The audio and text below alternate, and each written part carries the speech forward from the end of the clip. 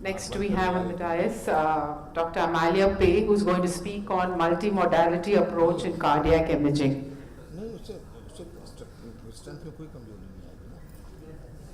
Good afternoon to everybody, and many thanks to the organizing committee for all the hard work done.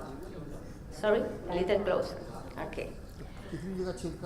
Well, multimodality imaging in clinical practice implies a shift from a comparison of technology, as before, to an integration of global diagnostic strategies nowadays.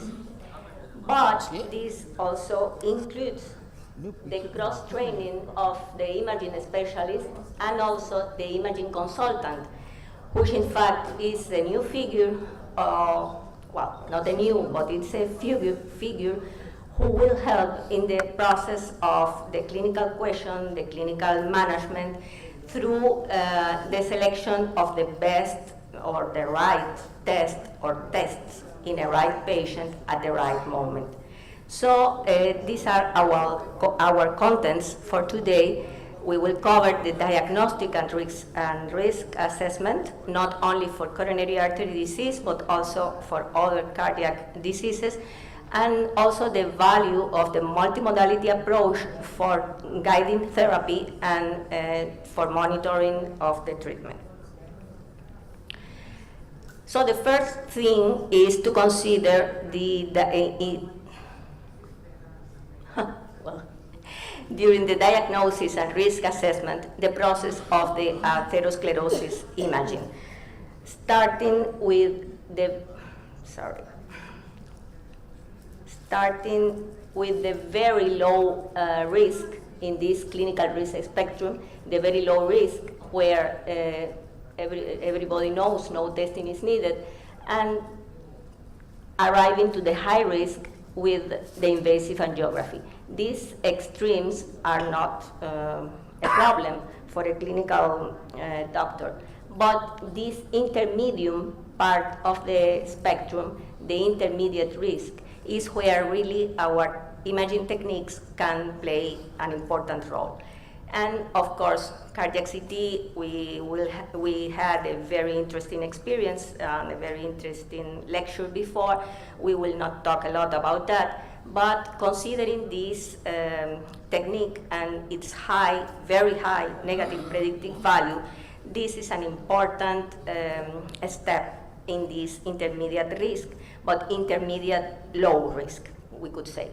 And besides the cardiac CT, we also have the echo, the nuclear MPI, the CMR, so the other different imaging techniques which can help in this case.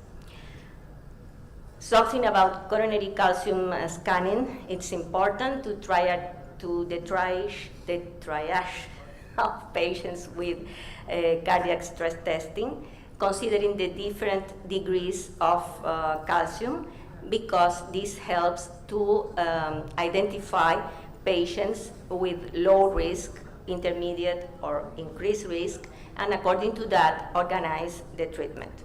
And of course, there are several factors that may influence the likelihood of ischemia among patients with, again, this is the key term, moderately elevated coronary calcium scores. But this is another topic to be taken into account. Does ischemia testing help to guide decisions regarding revascularization?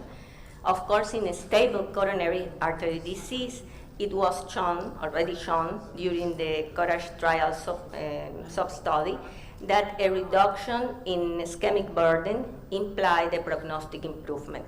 But as you can see here in the graph, in patients with moderate severe ischemia was where this was really shown.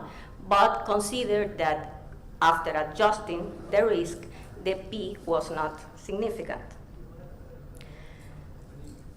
Something about the value of FFR in guiding revascularization, already demonstrated in several trials, the most known, the FAME-1 or 2, and this is the most important conclusion. In angiographically multivessel disease, non-significant stenosis do not need to be revascularized, And here you can see the graph. Patients with PCI with a worse prognosis than patients who were treated medically. Something more about CT, other possibilities, the documentation of plaque morphology, the risk stratification evidence, and the most important thing is that there is a high concordance between coronary CTI and invasive angiography, but it has reduced accuracy in the identification of a stenosis that is flow limiting. There is also FFR with CT, but well, I'm not an experienced person on that, but as far as I know, it's under research, still under research. There are several publications, but it's not a common practice every day in the world. In this study, published very recently, FFR with CT showed a higher diagnostic performance even than the rest of tests already tested, we could say. Here you see the blue curve. And in these several trials, patients with coronary CT were compared with exercise ECG or versus the standard risk testing, CAP, Crescent, Scott-Hart, Promise. Maybe one of the most known is the Scott-Hart, where significantly more patients received preventive and anti-ischemic treatment if they were randomized to the CCTA arm. And at 5-year follow-up, you can see that CTA and the associated changes in treatment resulted in significantly lower rates of death. But the rates of invasive coronary angio and coronary revascularization were similar at 5 years in both arms. So again, value of CTA for diagnosis. And in this same line, the IAA sponsored some years ago this trial for the functional comparison to anatomical imaging in the initial evaluation of patients with suspected coronary artery disease. And this was a reflection of a real-world behavior, because you see there were 300 patients from 6 centers in 6 countries, randomized to rest MPI, stress rest MPI, sorry, and to CTI.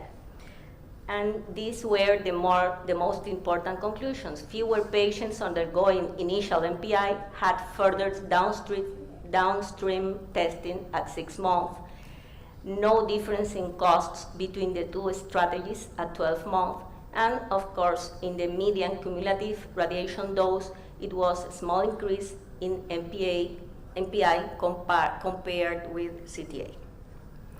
And this is also a pending issue. The diagnosis of ischemic heart disease in women is a pending issue for several reasons we will already know, but maybe one of the most important is the non-obstructive high-risk atherosclerotic plaque, very frequent in women compared to men, and also the very frequent coronary microvascular dysfunction in women compared to men. So this is something still pending, something which is under research, under evaluation, both by clinicians and by researchers, but as I said, it's a pending issue. And this was very nicely represented in this graph from Dr. Taketti and co-workers 2 years ago, where you can see the coronary flow reserve. Everybody knows less than 2 implies a worse prognosis, but here you see the risk is steadily increasing since from the microvascular dysfunction, diffuse coronary artery disease, and obstructive coronary artery disease.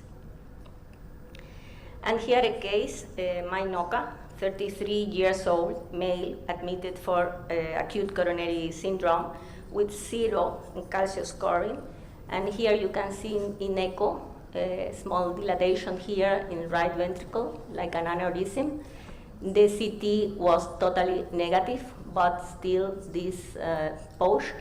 And here the CMR, you see the same image, an aneurysm in the apex of right ventricle.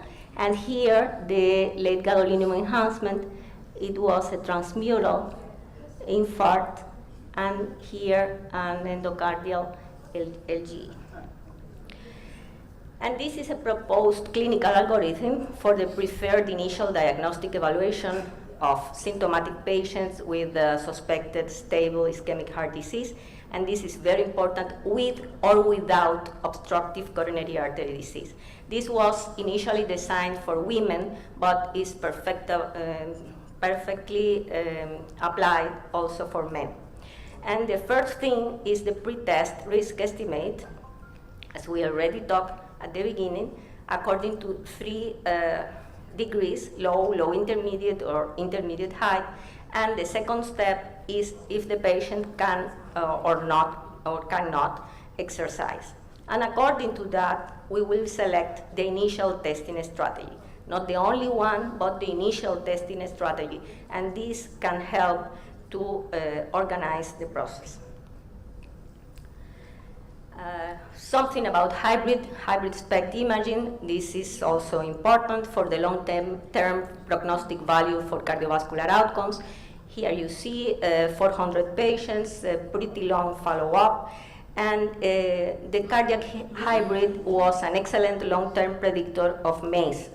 And as you can see in the graph, when the abnormalities were matched, which is this part of the graph, the prognosis was worst. Something very quick about other cardiac diseases in which the multimodality can also help. The first one, sarcoidosis. The sensibility and specificity, the sensibility for PET and for CMR, and hybrid, of course, it increased. And the presence of abnormalities of both imaging modalities was the strongest predictor of outcome. And in this case, for example, the FDG uptake, that means the inflammation was more extensive than the fibrosis showed during the CMR. Also for the constrictive pericarditis, where everybody knows echo is the initial test, but CMR or CT may be adjunctive if this is necessary. Cardiac myxoma. Sorry? Oh, yeah. Cardiac myxoma, FDG, PET-CT, echo, CMR, the same thing. Echo is the first line, but the other techniques can help when it's necessary. For infective endocarditis, the same algorithm. One example, the echo and the CT perform best for the anatomic problems, but the PET-CT performed best for the device infection. And here a case, 81 years old, male with an aortic prosthetic biological valve and fever, and you can see the uptake here of the FDG and the limit of the aorta. And finally, for the treatment monitoring in cardiac and vascular inflammation, 2 examples, aortitis, sarcoidosis, pre and after therapy, the value of PET, of CT, and the hybrid or the fused image. And this is the last one. The last one, this is my take-home message, we could say. Please consider multimodality as a patient-centered, multidisciplinary model of cardiovascular imaging care, but not also for imaging care, but not only, for imaging care, but also for education and research. And with this very nice, for me, picture of Havana at night, thank you very much. Thank you for this excellent comprehensive review of multimodality imaging. And thanks for coming all the way from Cuba, where the country spends per capita least money but has the best health statistics. So I don't know what's the secret behind. Maybe the weather and the island of Cuba itself makes it a cigar. No, it's not a cigar. It's to take very consciously the resources. This is a problem. We need to save money, so we need to think very carefully about what to use in this patient. My first question is, how big is the coronary artery problem in your country? Is it a... The most important cause of death in our country is the coronary artery, well, the cardiovascular diseases in general, because we have a lot of rheumatic fever nowadays, even nowadays. But the coronary artery disease is one of the most important. The second one is cancer. What's the life expectancy? I will say, the interesting thing is that in women, coronary artery disease is the most important cause. In men, is cancer. But in total, in general, coronary artery disease is the most important. The life expectancy in women is 81, and in men is 78, 79. You all do a lot of physical work or desk work? We try, but not in every case we are successful. But I was today, for example, I was particularly interested in this yoga lecture because for women in our institution, for example, we are trying to develop another approach, and this would be very interesting for us. Thank you, Dr. Amalia. And may I request the chairmen to please hand over the memento and certificate to Dr. Amalia.